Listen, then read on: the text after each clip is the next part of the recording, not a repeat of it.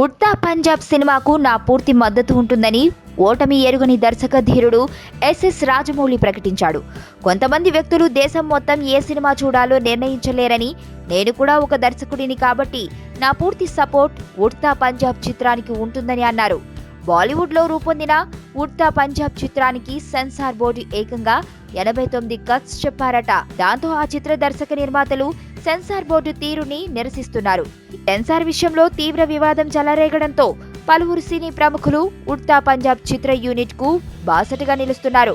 కాగా Indian of the year entertainment 2015 అవార్డుని అందుకోవడానికి ఢిల్లీ వెళ్లిన ఎస్ఎస్ రాజమౌళి తన మద్దతుని ఉడ్తా పంజాబ్ కు తెలిపాడు. ఫస్ట్ టైం చూస్తాన్రా ఇలాంటి అమ్మాయిని. మనసుకు మనసు, జాలికి జాలి.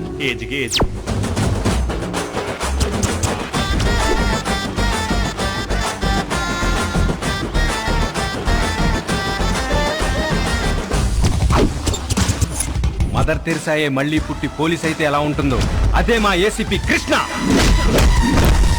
అయ్యో అయ్యో